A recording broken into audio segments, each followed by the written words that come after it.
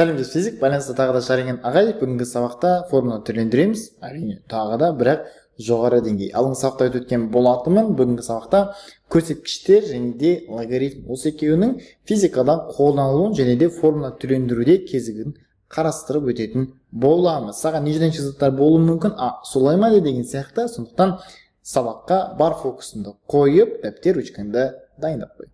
Біз бастаймыз. Так, жалпы көрсеткіштер, жылжымалы блоктан, күш осынша есе ұтыс береді деген естіген шығарсың. Негізі әр жылжымалы блок күштен 2 есе ұтыс береді. Бірақ 2 жылжымалы блок 4-те, 3 жылжымалы блок 6 есе ұтыс береді деп шатасып жүргендер бар. Соларға көрсеткім келіп отыр, мынандай бір формула бар, көбісі бере бермейді. F тең болады 2-нің n дәрежесі. Яғни n тең болса бірге, бұл f тең 2-нің 1 дәрежесі, яғни 2 есе 30 береді деген сөз. Ал егер n тең болса 2-ге, онда f тең 2-нің квадраты, яғни 4 есе 30 деген сөз. Ал егер n тең болса 3-ге, осы жерден қадалады ғой. 3-ге 2-ні көбейтіп 6 дейді ғой, олай болмайды. F тең болып кетеді, 2-нің кубы тең болады уже 8 есе 30 береді екен. Міне, жігіттер қыздар, егер ұбт-да келіп жатқан болса, 3 жылжымалы блок күштен нешесі 30 береді десе, міндетті түрде 8 есе 30 береді деп дұрыс жауап беріңдер. Осы жерде қызық сұрақтар, бұл жерде көрсеткіштер деген не ағай дейтін болсыңдар, көрсеткіштер жалпы өте оңай. Алдыңғы сабақта біз дәрежені қарастырдық қой, мысалы x-тің квадраты бұл дәреже болады, дұрыс па? Дәреже. Ал көрсеткіштік деген не дейтін болсыңдар, просто екеуін оны алмастыра саламыз. Яғни 2-нің x дәрежесі. Айнымалы бұл уже дәрежеге қарай кетіп қалады да. Мен осыдаған, менде қазір n өзгеріп жатыр. n бірақ дәрежеде да, сондықтан біз оларды көрсеткіштік деп атаймыз. Көрсеткіштіктің негізі ең көп қолданылатын жері, ол әрине бұл радиоактивті ыдырауда. Бұдан басқа да формулалар бар. m0 2-нің минус уақыт бөлінген период деген сияқты, немесе активтілік деп келеді. a0 көбейтілген 2 минус уақыт бөлінген период. Сабақтың соңында 130 плюс алуға көмектескен оқушыма келген сұрақты қарастырып өтетін боламыз. Сонымен, бірақ алға жылжып жерме?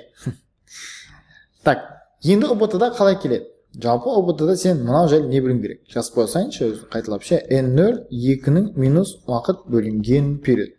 Яғни мынау негізі қандай да бір дәреже. Жазып қойсайыншы, мынаны бүйтіп жасақ та болады. n тең n0 2-нің n дәрежесі деп ше. Мына жердегі n дәрежеміз n тең болып тұр, минус уақыт бөлінген период. Енді, егер бізде айталық, мысалы 2-нің минус x дәрежесі деген бұл 1 бөлінген 2-нің x дәрежесі. Мынаны сондықтан дұрыстап жазатын болсам, n тең n0 бөлінген 2-нің уақыт бөлінген период дәрежесі. Мұнан кейін орын алмастырамын. Сол кезде менде 2-нің уақыт бөлінген период дәрежесі тең n0 бөлінген n деп шығады. Енді ескеретін жағдай, мынау 2-нің қандай да бір дәрежесі. Мынау ше. Бұл 2-нің қандай да бір x дәрежесі шығады. Сол кезде бізде t бөлінген уақыт тең болады x дейтін болсақ, немесе бір a дейтін болсақ, 2-нің a дәрежесі дейтін болсақ, онда біздің t-мыз, мына жерде t тең болып кетеді, a көбейтілген t болады, өлшем ат болайын деп тұр, немесе t тең болады уақыт бөлінген a. Мұндағы a деген какой-то бір сан. Жақсы ма?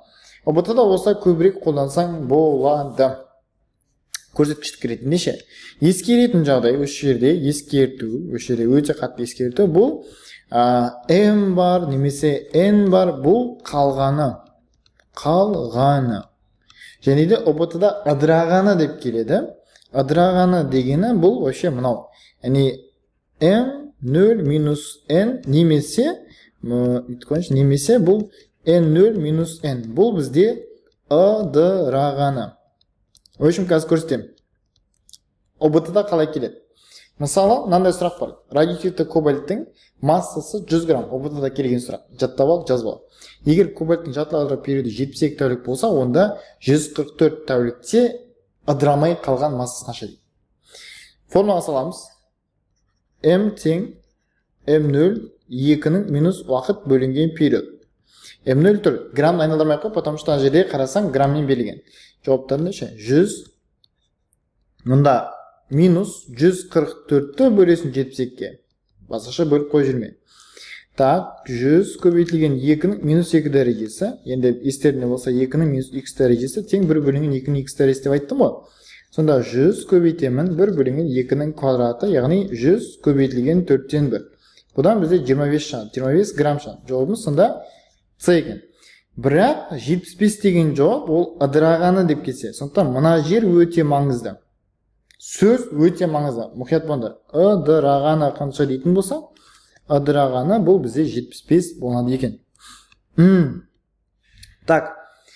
Енді осы есепті біз FM-діктер біздің курста деп шығарамыз. Қалай түсіндіріп берейін? Егер басында 100 грамм болды. Ал жаман екен өзің. Так, енді Т уақыт өткенде осының жарты сағат 50 грамм болады. Т уақыт өткенде, яғни 72 тәулік өткенде жарты сағат. Бірақ 2 Т уақыт өткен кезде 25 грамм болады. Жатам. Әдемі ме? Түсінбей қалдың ба? Пауза қойсам. Неге екен? Қазір дәлелдеп беремін. Жартылай ыдырау периоды деп тұр жерде қарам. Жартылай ыдырау периоды. Жартысы шіріп кетеді деген мағынаны береді. Картошка болатын болса, жартысы жоқ деген сөз. Яғни осындай уақытта жартысы кетіп қалады деген сөз. Потом 2-тіде жартысының жартысы кетіп қалады ғой. Батқан кезде сол кезде 25 грамм қалып қойды екен. Нәжере сондай 2-ден 1 бөле қалады, нәжеден 4-тен 1 бөле қалады. Егер 3-ті болатын болса, кейінгері қалаймыз, ол кезде уже 12,5 грамм қалады. Ол кезде уже 8-ден 1 бөле қалады. Байқасақ, 2-ның қандай да бір дәрежесі. Мен осылай шығарттысың бар. Яғни бұлай менің ойымша даже гуманитар шығара алатын сияқты. Так, келесі. Енді мынаның логарифмге. Жалпы негіз көрсеткіштермен логарифм не деген екеуі егіз ұғым ғой. Сондықтан мына жерден логарифммен қалай өрнектесек болады. Менің 130 плюс алған оқушым айтады, ағай маған логарифмдік тапсырмалар келді ғой дейді. Я келуі мүмкін ба? Келуі мүмкін. Әрине өте сирек, бірақ егер сенің целің өте жоғары балл алу қажет болатын болса, яғни өзің қалаған мақсат, өзің қалаған универмен грантқа түсу керек болатын болса мамандыққа, онда әрине сен мына конкретно көріп түсініп ал. Қара.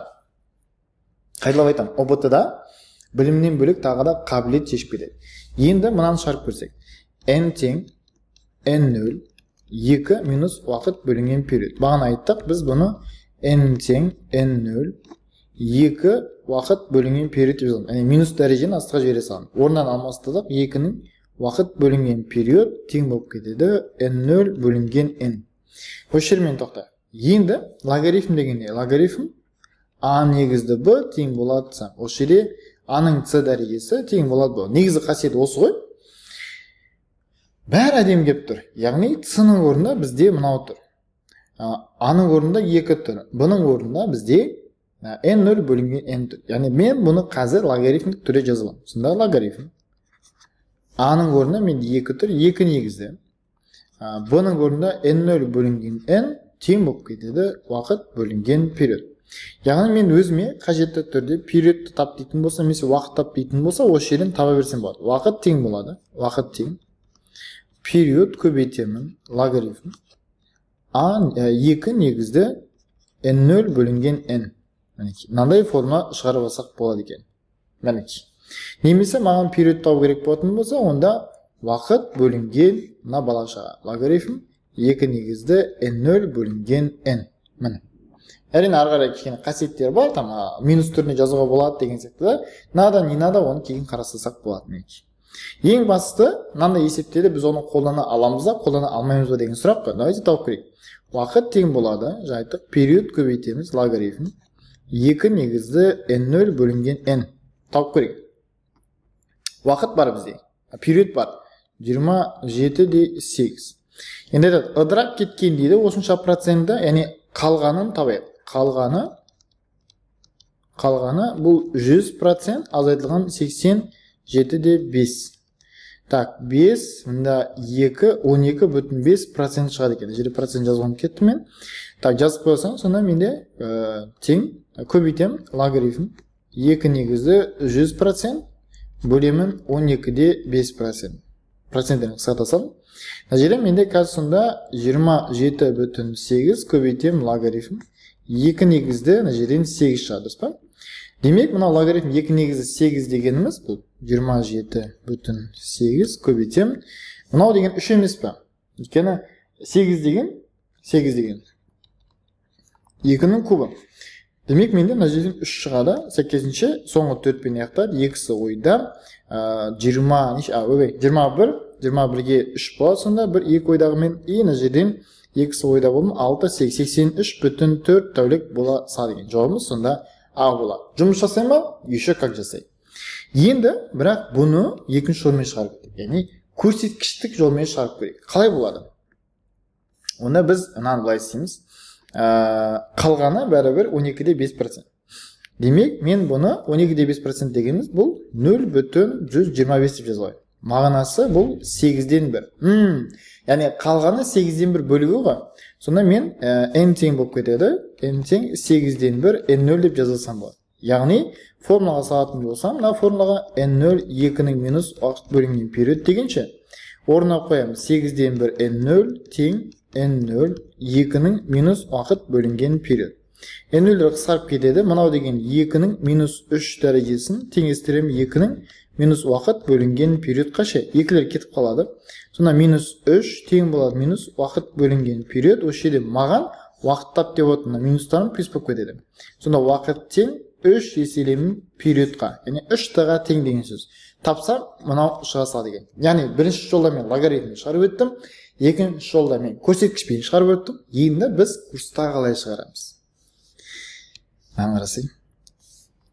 8-ден 1 бөлігі қалды ма? Немесе 12-ден 5%. Қара, басында ол 100% болады. Потом период кезінде бұның 50% қалады. Деп айттық қой бағана. 2 период кезінде бұның 25% қалады. Ал 3 период кезінде біз 12-де 5% қалады. Яғни 2-ге бөліп отыр. Бізде мынау шықты ғой, мына жерден. Бұл сразу 3-ке көбейте сал, фк дей салсын. Мына жолмен шығарамыз біз курста. Не только біз осындай радиоактивтілікте, яғни басқа да тақырыпта да осындай лайфхактар бар. Сол арқылы біздің оқушыларымыз көзбен шығарады. Яғни шаринган деген негізі есептерді көзбен шығарады деген мағына білдіреді. Жай ғана шығарып қана қоймайды, олар тез шығарады. Сен де солардың қатарынан болғың келсе, мен сені курста күтем, ал курс жайлы ақпарат мына жерде жазылған. Сол жерден біліп ала аласың. Жақсы? Так, мына жігіттер қыздар, бүгінгі сабақ тағы да қызықты болды деп ойлаймын. Милардың кішкене нейрондары оянып, жаңаша ойланып бастадыңдар деген үміттемін. Және сондай жаңаша оймен мына есепті шығарып тастаңыздар, және де жай шығарып қоймай, шығару жолдарыңызды жазып өтсеңіздер, тіптен керемет болар еді. Қайталап айтамын. Бірінші шығардың де, мыңыншы шығардың де, бәрібір ең басы сенің қолдана алғаныңды көре алатын болам. Яғни менің кері байланысым сіздердің жазған комментарийларыңыз, сіздердің басқан лайктарыңыз және де YouTube-қа тіркеліп кетіп достармен бөліседі деген ойдамын. Келесі сабақта кездескенше біз келесі сабақта тағы да жоғары деңгей талдаймыз және ерекше тақырып туынды алу. Дұрыс естідіңіздер. Туынды негізі физикадан қолданылады. Және де ол жерде мағынасы қандай, соны да айтып өтетін боламын. Құр есеп шығара бермей, мағынасын біліп жүр. Келесі сабақта кездескенше.